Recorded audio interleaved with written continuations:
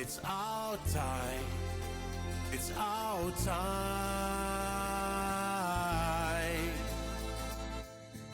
Hey there, I'm Shub from North of Normal, and this is One Song, One Story.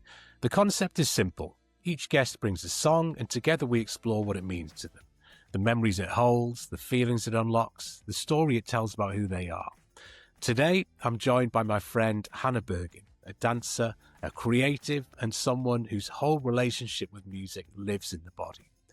We talk about movement, memory, growing up in a house where everyone accidentally sings the same song in different rooms, and the track that's been with her since she was 3 years old.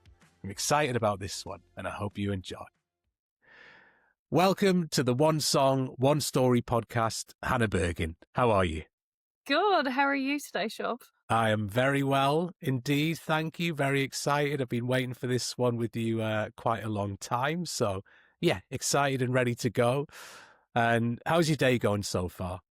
Good. Busy, but we march on and we go forward, which is always fun. And if your day was a song, what would the title of that song be and what would the vibe be? Oh, well, it would be definitely something upbeat. I think if you start your day upbeat, then you're in good stead for the rest of the day. So it would be maybe something like Promising. That sounds, I know it's a bit high level, but I think promising, because I think ultimately if you go into a day with a positive mindset, then nothing can really get to you. You kind of like an orb around you where this is where I'm going, this is how I'm going to spend my day. So if someone comes at me with different things, that's okay, because ultimately I've got my orb around me. Okay, so you're going with a hopeful song there. I like it, a positive song. And one thing I also like to do with guests on the podcast is explore a song that connects us. And I will ask you if you have one. No worries if you don't have one. But the song that I think connects us is Chandelier by Sia. And that's certainly always the song that comes to my mind for many, many reasons. First of all, the video, right? That's like in terms of kind of what I would term as interpretive dance. I am fascinated with that video and that young woman who just dances what feels like one shot through the whole song. It's captivating, I think. And if you haven't seen it, I would certainly encourage listeners to watch it. But also the song itself, you know, the more I think about it, this song is like bursting at the seams with energy. There's passion in there. There's chaos. There is like moments of vulnerability. And the more I thought about it, I was like, yeah, this is the song I associate with Hannah. Chandelier by Sia. And it's also a banging tune in my opinion as well. So Massively. I totally get that as well. I think it really probably represents quite well. Yeah, that should be your theme tune. I'm like, you get to know me, I'm a bit, yeah, that's the best way to explain it. I think I've thought about this, like what song really represents you. And it's like I always come up with like two. Yeah. Because ultimately, like it's so hard to pinpoint one, and music is just in your ears all the time. And there's like, if I take a classical one, I know if you've seen the movie La La Land, there's a piece by Justin Hurwitz. I think it's called Mia and Sebastian's Theme.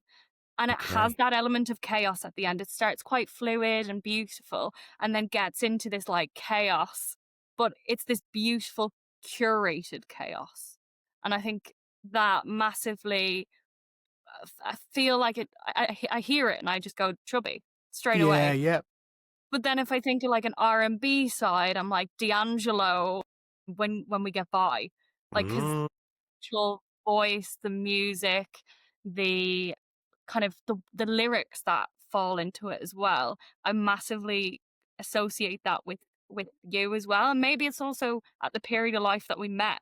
That was the thing that was very prevalent and one that I listened to a lot. And ultimately it links, I always think, oh, Shubby. Oh, I must have Okay. Yeah. Well, thank you. And they are two songs that I'm like can't recall right now, so I'm certainly going to go listen to them. Love that. Absolutely. I'm very excited by that. And yeah, we've been trying to get you on for a while, and I think not only am I excited to speak to you because I love catching up with you, I'm always fascinated by your background, career as a dancer. Because I guess for me, there is no dance without music. There is no music without dance. So I'm quite fascinated to get your view on things.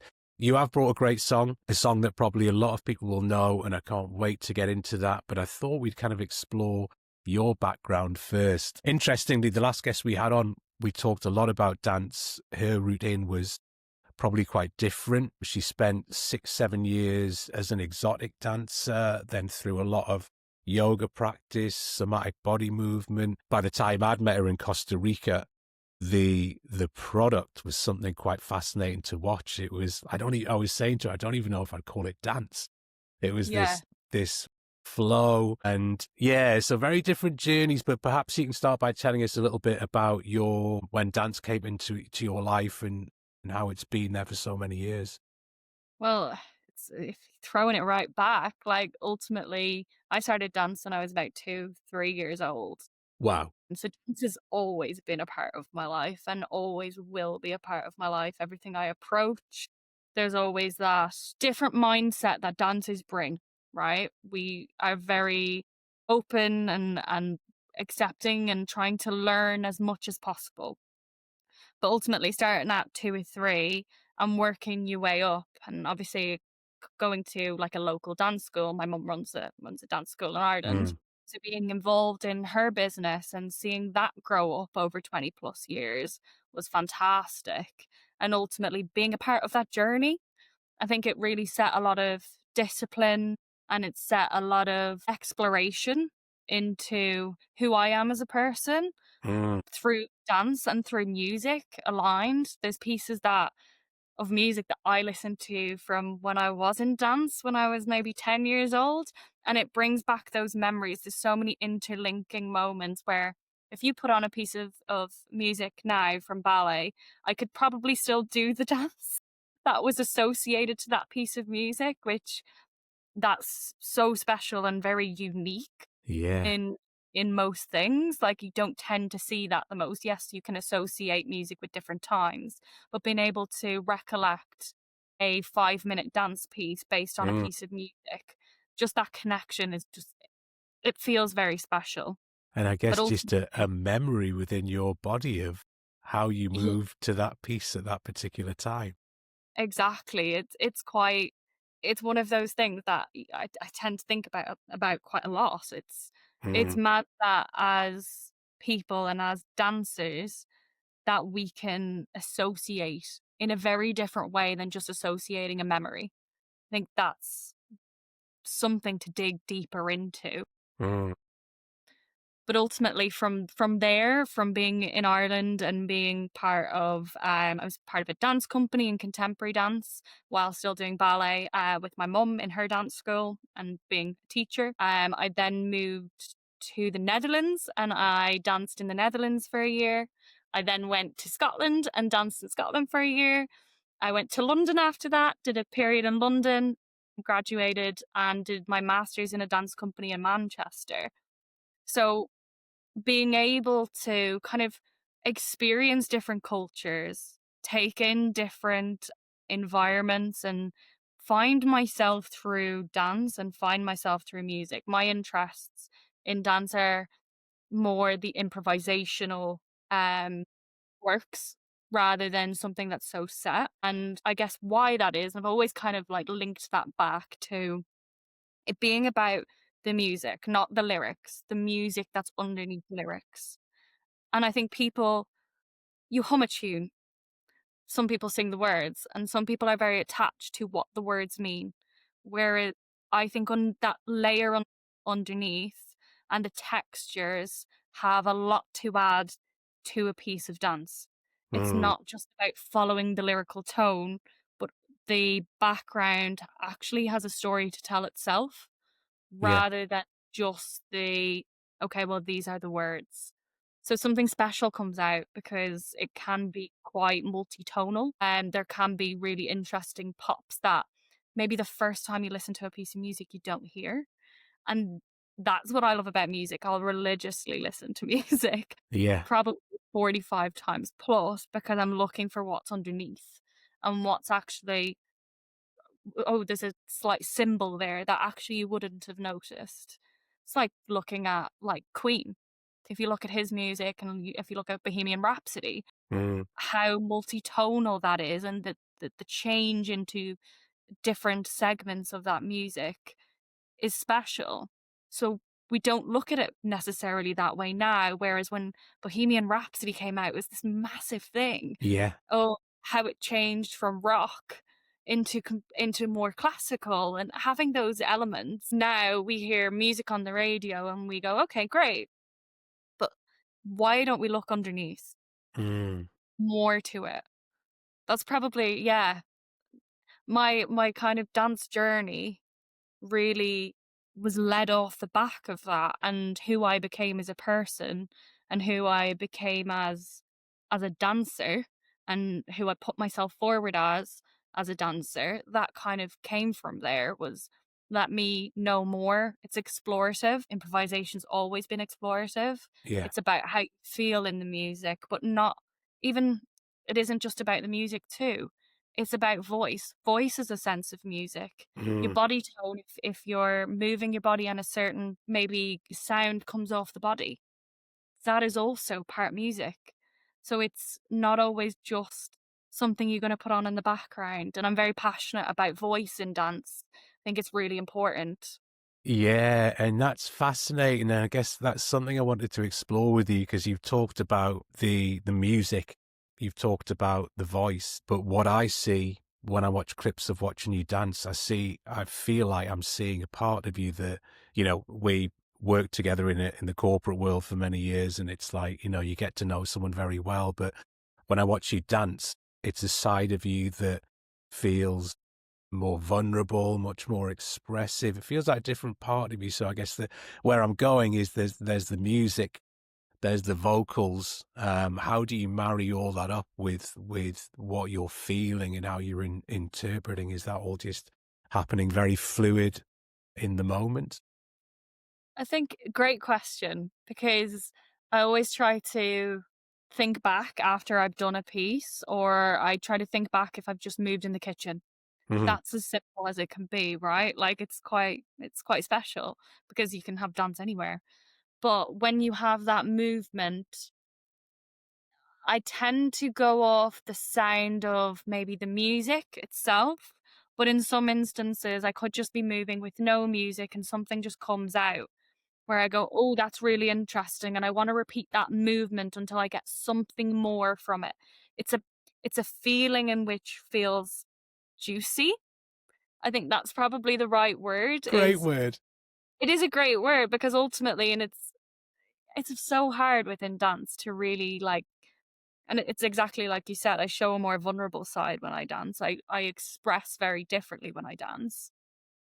But and it's hard to always put that into words, and Mm. juicy is always the word that comes out because you're exploring one movement thousands of times, thousands, but Wow. that movement feels different every single time you do it. But there's always this juiciness and texture that comes out the back of it, that you could do that exact same move to a very like a rock piece of music or a scream piece of music. Yeah. We could do it to a classical piece where it feels different, but it's always juicy because you're trying to take the most out of the movement of your body. And I think that is very unique. That is so cool. And juicy Yeah, feels like the best way to describe it. And definitely. I love you talking through the kind of the concept of the same movement through different pieces of music and how they might change, how it might be the same but just feel different. Very, very interesting. And through listening to you talk there, it's clear that music is a big part of dance for you. Now you started dancing ridiculously young, 2 or 3.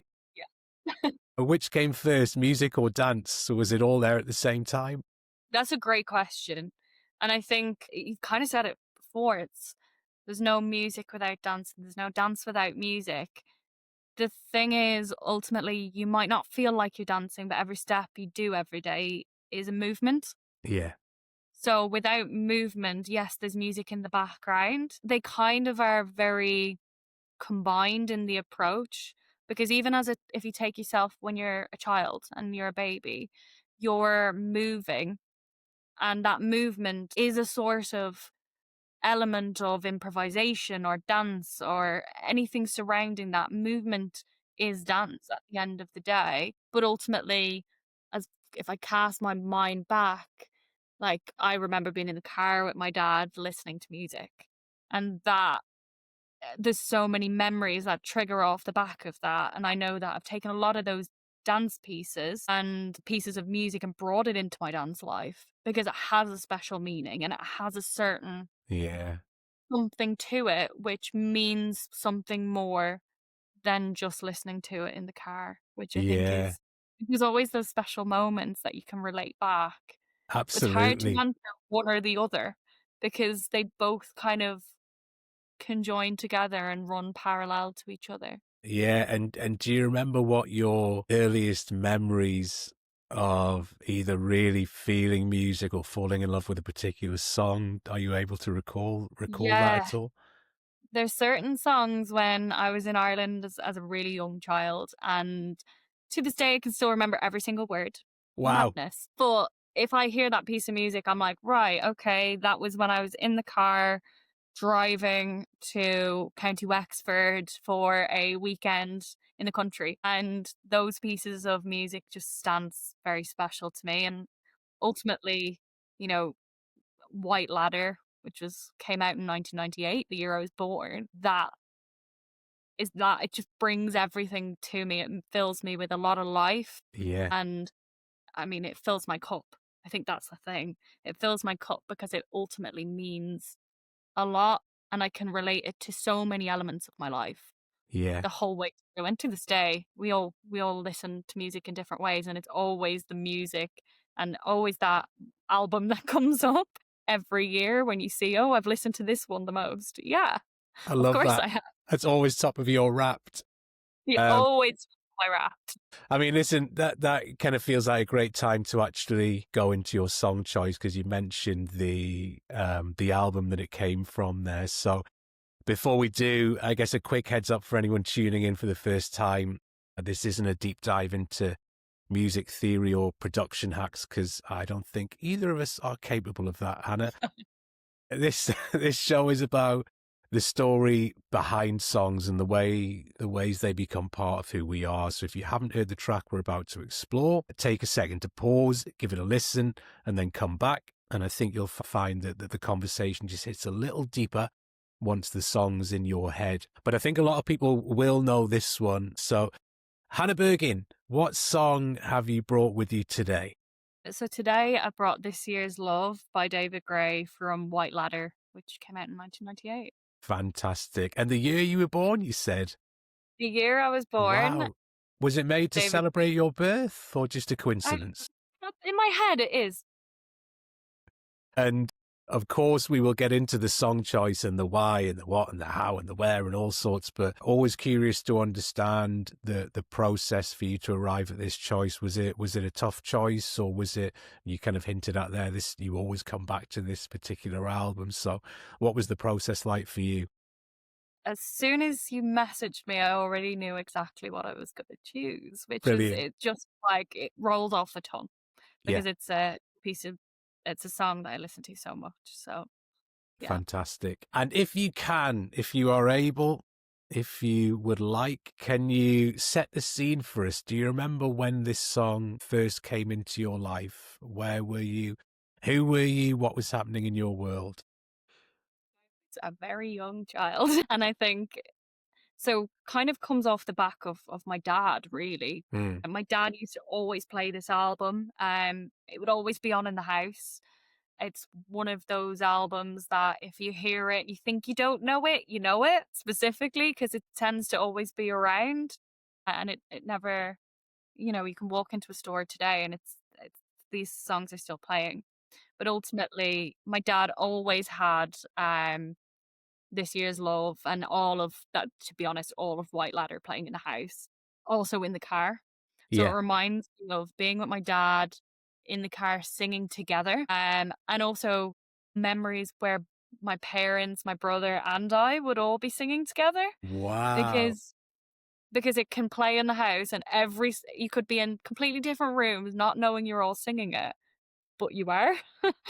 That's very unique and special and has a massive attachment to, being in Ireland. Obviously I'm Yeah, yeah, Irish. yeah.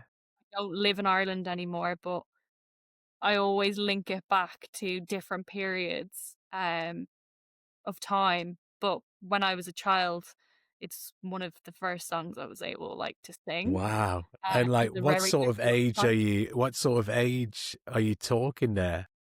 it must have been when like I was like 3, 4, something around Okay. that. But from when I was born, it was always playing. Yeah. So I must have just picked it up. Um, I know there's a video of me in a car seat singing it somewhere in the ether of probably a floppy disk. Let's be real. It is there. Of me singing This Year's Love in the car, which is quite mad. Does it still get played in the Bergen household? Will it be Of played course it when gets you go home played for in certain Christmas? households. Of course it gets played all of the time, like, between us all. If we had a shared playlist between my family, it would probably be one of the most listened songs. Um, I've just been back in Ireland recently and, like, getting in the car with my dad, David Gray straight away on. Um, so it's yeah, it's a very special piece, and it Your hits dad's home. fandom is not fading at all. He's still there, 30 years No, on, and still his car CD of choice. absolutely. Well, we've gone from car CD to Spotify to Apple Music. It's always been around. I still have the CD somewhere at home. I used to have all the CD racks and keep all my CDs together, and we had that one obviously. But yeah, it's mad. It is. It's a special, special piece, Yeah. and being able to also like I've been to like a lot of his concerts. Like I've done a lot of them. I only seen one about a year ago, actually in Manchester, and listening to it with an orchestra behind it, even Wow. juicy was the word. And bringing that word juicy back, it like really filled my cup. Being able to like feel it, that's like you have the vibrations of the orchestra behind that as well. Yeah. Just amazing, like, Wow. amazing. That sounds pretty special. And if you're already such a fan, that sounds like a very special experience on how to go and re-listen to these songs that you love so much. And I really love the scenes you talked about there. It sounds like it's just a mashup of beautiful memories, like singing along with your dad in the car. I love the idea of all the Bergens separately singing Yeah. this song in different rooms, then suddenly coming together and being like, no way, we're all singing the same song. And I guess it might be the kind of a similar answer. Do you remember what kind of hit you first about this song? Because you're listening to it really from such a young age. Did you think about the music or the lyrics, or was it just a song that your dad used to play all the time and that you sung along to? I think it was, like it probably started as, like, it was played all the time, so, ultimately, we would all just gotta sing along, especially on, like, being in the car and driving to different places and going to a million different sports on the weekend. Um, but I think it's become, like, later into my teenage years and into kind of before I was 20, it became something more. And with that, I think it brought a lot of peace and a lot of reflection. And it gave me time to reflect um, by listening not just sometimes to the words, but also to that actual piece of music that sits in the back. Mm, At different times, I will listen to the words. Different times, I'll listen to the music that sits behind it and the instruments ultimately that sit behind it. But it's been so prominent, and it started with my dad and my mom who listened to David Gray, yeah. and it flowed through to when I was like teenage years, everybody listening to, pop and, 2010 and, being in school, but it always remained consistent and something that I would go, "Oh, do you know what I need to listen to today? I need Mm. to listen to This Year's Love and the rest of White Ladder." I'm never scared to put a shuffle on it. So I'm actually, as you're talking about this, I'm having a memory coming back where we were in the office at work and you put this on, and I remember thinking Yeah, like, "Huh? This is because like the music was so upbeat that everyone was playing, and this came on, and now it makes sense. There is just a certain time where you want to listen to This Year's Love by David Gray." absolutely.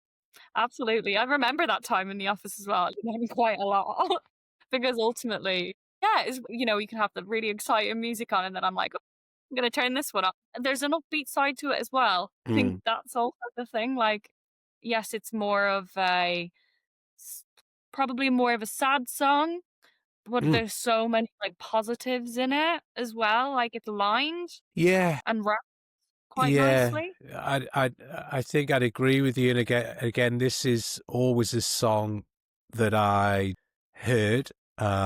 Just heard it as a sad song. Didn't particularly. I never pay attention to the lyrics, so it just felt like some sort of sad heartbreak song.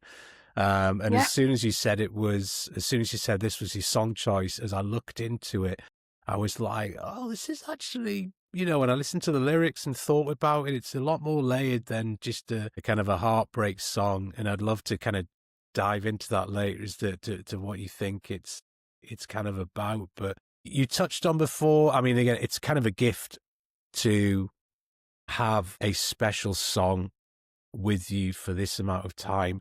Doesn't sound like it's going anywhere, so it might be with you for a lot longer. But kind of fascinated to explore more about what you talked about this going from a song that was just played in the house and taking on different significance in later years. So how did it kind of evolve for you over time? You mentioned it took on a bit of a different meaning in your teens and things like that. I think into my teens, it was you go to secondary school and it's tough. Ultimately, you transition from primary school into secondary school, and kind of remembering that time, it became quite important to me. And in that transition period of now, I'm going into at that time thinking, oh, I'm going to be an adult. Yeah. I'm going to be an adult. Oh my god! And listening to it kind of brought me solace, and it was about kind of in a way letting go of, okay, right, I have a lot going on in my mind. I'm moving into secondary school. I'm dancing a lot. I'm doing a lot of sports and I'm just busy from being a child. And that's like looking back at it now. And I think at the time I probably was just in that transition period. I wasn't really certain of like where I was going and what I was doing. And I think throughout that period, obviously there was a lot more happened in that period of secondary school where it became a song for healing massively. And that healing journey obviously continues, right? Like it's not pinpoint the day healed, moving on. That would be nice. It would be lovely. Yeah, I've scheduled my healing in for 2 months' time. Absolutely. Like you never truly finish that, but being able to bring that through that period with me when I obviously went and lived abroad.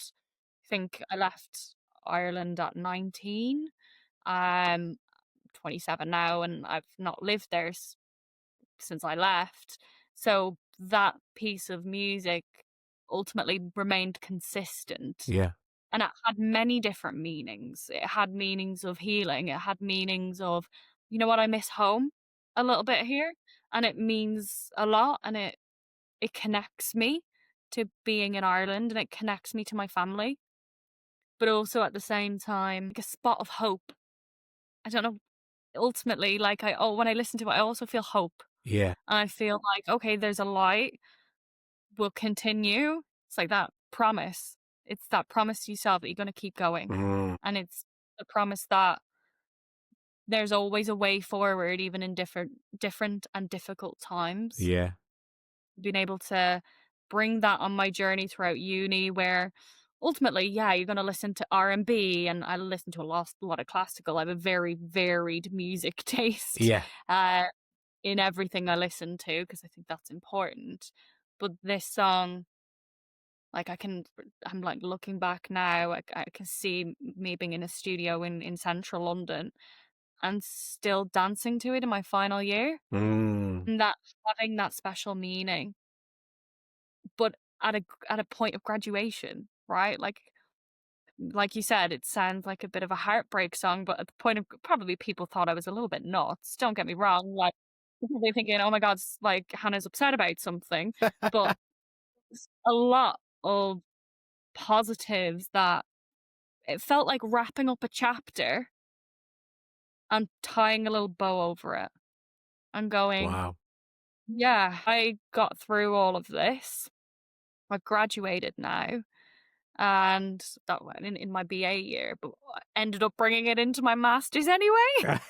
And kind of true, but it had very different meanings. Like, I listen to it now where I am today, and I'm like, like, it's like a glance back through your past. Mm. Yeah. It's like washed through for the whole song, but also at the same time by it ends, I'm like, "Whoa, like, where am I going forward?" It's probably a very long-winded I answer, mean, but it it was a beautiful answer, and there's so many questions I have. I guess the one that's jumping out is like, God, what is it like to dance to something that's been such a powerful force since like two or three? Like, can you explain how that feels? every time it feels a bit different depending on how you feel that day, but if I take that day, my final year, especially near graduation, I think it felt like it's like that repetitive movement, right? Like, you can do that movement thousands of times and you feel something different, but it felt like a sensation of tingling. It felt the sensation of I'm finishing this chapter. I'm not sad about it, but I'm grateful for it. I'm being able to experience that not from just your mind, but from your body is something really, I use the word unique a lot, but it's something very unique and special. The sensation that you do feel, the movement feels even more special because it's something that has been with you. Yeah, But ultimately, it's emotional. It is very emotional. And it's not sad and it's not happy. It's like, I've done this. I'm really grateful that I've got to this position. I know where I'm sort of going. And ultimately, a year later, you might not know where you're going again, but yeah, it always tends to come back around where you listen to it and there's this spot of hope where you know that you can go on and yeah. experience it in different ways. And the body feeling it's amazing. It's something that only you can generate yourself through movement. Absolutely, and it feels like a gift, not in so far as that you are a gifted dancer. It feels like a gift to have this sort of medium to be able to express yourself, but it feels very different to say writing a song. You're expressing yourself on a physical level, and I heard something a while back that always sticks with me is that in the wild in the plains of Africa when a lion chases a gazelle or something like that, and the gazelle gets away and it just shakes that anxiety out of its body and it's back to normal. And as humans, we have either lost that or don't have access to that. And I certainly find through things like yoga and movement, or sometimes if you're in a yoga session, then they just get you to shake vigorously for a few minutes. You just feel there's so much stuff that you've been hanging on to. And of course, I mean, it feels like an age ago where I used to actually go out dancing, but it just feels like one of those things that humans are born to do, made to do, need to do. And when you talk about that, um, it feels like a real gift that you have this as a beautiful creative outlet where you can both embody it, let go of it, do it with the background of this beautiful bit of art that's been there all your life. It feels great. And then you just put David Gray in your bag and take him on to your next life moment and then pull him out again. Exactly. It's mad. And you bring back this like, and this is where that relates, right? Like to somatic movement, and not just even somatic movement, yoga. It's and also bringing back where I mentioned being a baby and moving, right? Is like movement is everywhere and dance is actually everywhere. You just don't think of it as that way. Everything is really, I feel like it's not just black and white. It's not just that's movement, that's dance. Yeah, There's a crossover and a link. It's just about how you approach it it and how you really think is. about it. I mean, I used to work next to you, and I'd look over whilst I was sat in my office chair, and you'd be just working, doing the splits, or like moving somewhere. It was. Like, "Oh, It need to certainly felt walk." like you listened to your body when you needed to move or you needed to stretch. It would happen. I still do to this day, like, I need to walk. I need to, like, walk up and down, or I'll go for a walk outside and I'll talk things through, or I take a call, I'm gonna walk because actually I'm probably best, and that's, the famous phrase, "best thinking on my feet," Yes. but I really am. I need that movement for me sometimes to process different things, and through processing it, I probably think about it a lot different rather than just continually always sitting down. But I think there's a lot of benefit in sitting down and listening to your body too. Like I feel like I know you've seen this. Like I speak with my hands Yeah. massively, and that's from dance. Like I brought that through with me into the corporate world, and I don't think I'd ever change it because not everything is a performance, but it's a feeling. And if I feel like I need to do that, it's okay because people are interested, right? You go into the corporate world and they go, "You're a dancer? Yeah. That's really interesting." And you end up in these conversations about dance and about music and thought, and it's so special to connect with people on different levels where it's not always numbers and different things like that. It can also be those tiny little minuscule conversations where you've had for maybe less than 5 minutes that stick with you forever. I agree. I agree. And it's sometimes not about the dance. It's maybe either about the things that you've learned from it or the things that got you into it in the first place. Because I think there are certainly things about you that people just really connected with, like the creativity, the curiosity, the energy, all these things that probably exist or channel themselves through dance. Um, People pick up on that just in your energy, regardless of what you're doing. So it's fascinating that these threads of Hannah Bergin are kind of, seeping out one way into some creativity, another way into the corporate world. I don't think you can ever shut down the force of No. nature that is Hannah Bergin. No, And it's probably hopefully down to it will never oh, be controlled because it's beautiful as it is.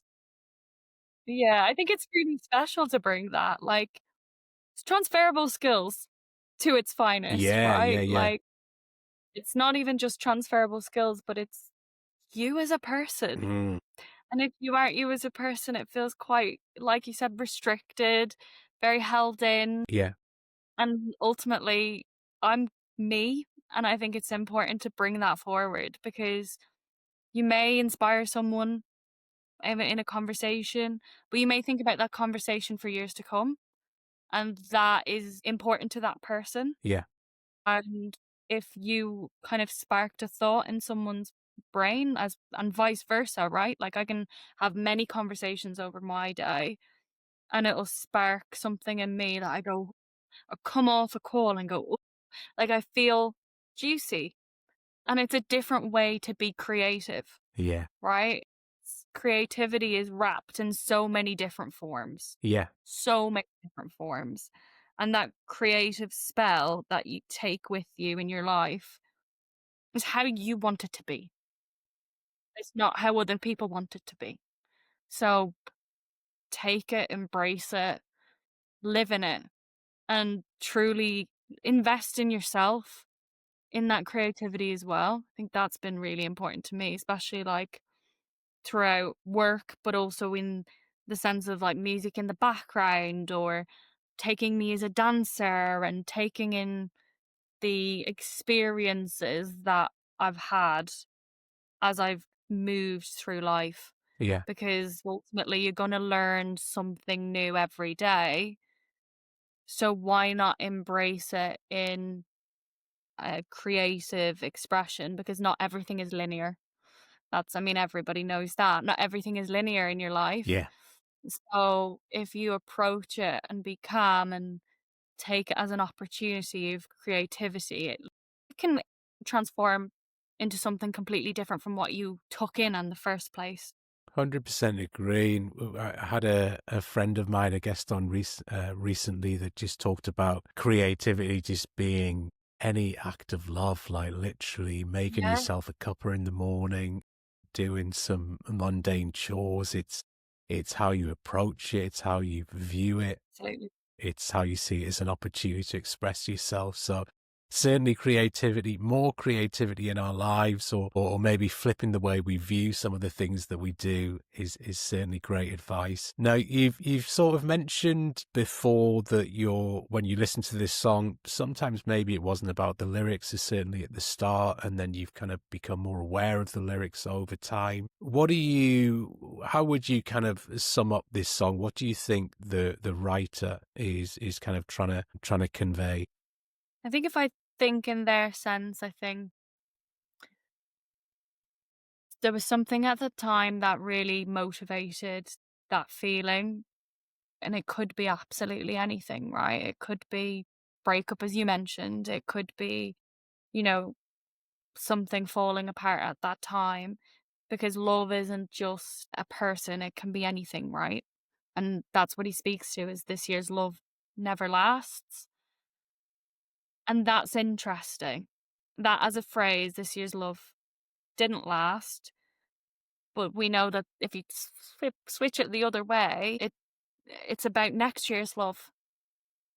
So it's like, okay, this was a period in their time where they reflected on a period in their life that ultimately may have been difficult, but they were looking forward. So they were making this to reflect on a time to look forward to the next. Because, like I said, love is endless. Doesn't mean it stops today or stops tomorrow. It's about what comes after it rather than that. So, and what it moves to, because I mean, us as humans, we love something so much. Take it, you love this food, and we repeat it, we eat it all the time. Yep. It never stops because you're like, great. But at one point, you get sick of it.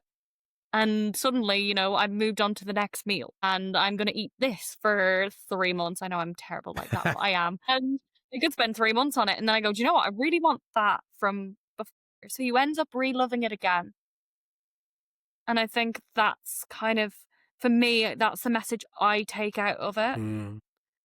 And ultimately, I mean, there's probably many different meanings you could make from the song. There's so much texture to it. There is, and I think I'm one of the things I'm enjoying most about doing this podcast is when people send me their songs in advance.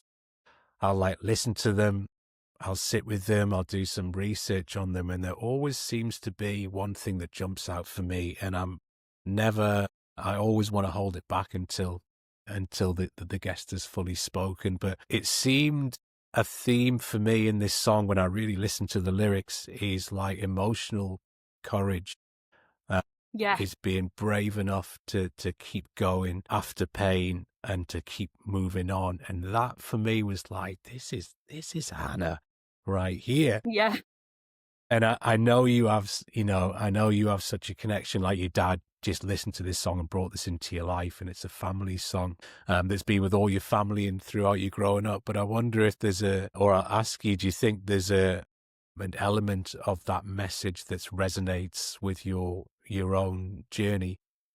Yeah, I think definitely in terms of my own journey, there's many elements of it that resonate. I think, like I said, you go through different periods of your life and you might think it's the end of the world, but it's never the end of the world. And that's where I can relate to it so much. And ultimately, sometimes it's difficult to think about forward. Mm. So sometimes you just need to sit in it. And if I think about it more and more, there's this element of it that when I listen to it or my family listen to it, we just look at it in such a positive spin. And that's what's exciting about it is we all sing it and feel different things, but we all look at each other and we go, okay, I know what Yeah. you mean. And we all understand. It's like we all just sink to this level where we all understand. Mm. And that's really nice to be able to, it's like been able to connect on a different level without words. Yeah. And that's where that dance element comes in, right? Like dance, you connect without words, but being able to listen to a song and connect without words, Mm. it's like, okay, you're here today, and you're here today. So when we sing it, it's like, oh yeah, we understand. Cool, let's move forward. Yeah. Like that's You know what? pretty I'm starting to pretty think cool. the only thing I want for Christmas is a video of the Bergins all singing this song together. You can imagine what we're all like. Please, please send that through. I Um, will. yeah, that's beautiful. Okay, listen, question. The answer, you can say hell no if you want, but if someone else were to cover this song, who would you want it to be and why? Oh, that is a really good question. Let me think.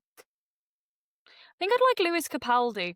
Yeah, I could hear I that. can see that match. Very different voice, but very like proper, very Scottish Mm, and very like obviously David Gray's from Manchester. So it's very interesting. I'd love to yeah, see what comes out on the way that he attributes his voice yeah. to the melody itself. Yeah, and It'd be really instantly when you said that, I mean, like David Gray's version is so like he's I wouldn't I mean I'm don't know if holding back's the right version, but it's very measured. The piano's simple, it's just the piano and his voice. And Lewis Capaldi, I probably know him as like belting some stuff out. You feel it would be a bigger pop song and a real different energy to it. Well, listen, let's get on the phone to Lewis afterwards and we'll work it. make it happen. Okay, and just looking back on what we've shared, because we are starting to come to the end of our conversation now, looking back on what we've shared, the song, your story, the memories, is there anything that stands out for you right now or anything that new that's come to light at all? I think it's like I'm looking at it from this period now today, and when I look back, it's like that cast of memories. It's like that wash through I mentioned, and I feel like ultimately we've been along a little bit of a journey. That's like being able to share that with other people of the journey that you've gone on with this song is special. You don't talk about these things really, do you? Right? So being able to talk about it with other people of this journey from being a child Mm, and listening to a piece of music and where it's gone through in your life and the way it makes you feel emotionally but also physically. yeah. That's amazing. Like you don't tend to do that with other people when you talk about a song. You say, "Oh, I like this, Mm, and this is why I like this," but you never really cast your mind over the songs that you've listened to for years. absolutely. It's really And I think one of the reasons I created this podcast is I had my own experience with a song that I was like, wow, I wonder if other people are experiencing this. yeah. And then I don't know if you've seen some previous episodes, but I connected with a guy who's writing a book on the same topic, an Yeah. American guy. And whilst I knew my song and I knew what it would be, I'd never really processed it. But I did my submission to him yesterday and it knocked me out of action for the day. It was an incredibly emotional delving into a song that's been with me since I'm like 13. So over 30 years now. And I was like, Amazing. holy shit. I'm asking people to come on and talk about these things, but I'm not sure until that point I really appreciated how deep some of the feelings and the memories go. Um, so yeah, I think I will be finding a way soon to create an episode where I share mine, but I feel I'm certainly Yes. more appreciative now of the process. And I think on that note, thank you very much for bringing this song. It's been amazing to connect with you, and thank you for bringing yourself so openly. Before we close, where can people find the great Hannah Bergin, follow some of your work or connect with what you're creating? Absolutely. So I have a Instagram which is hannah.bergin, and that's kind of where all my dance stuff lives. Also my website as well. There's access to kind of my show reels, my portfolio of work, what I'm interested in, as well. So if you ever want to connect, feel free. I'm always open for conversations, and I love connecting with new people and opening those conversations up to anywhere it leads. Beautiful. Hannah Bergin, thank you so, so much. Have a Thank you. great day. It's our time. It's our time. It's our time.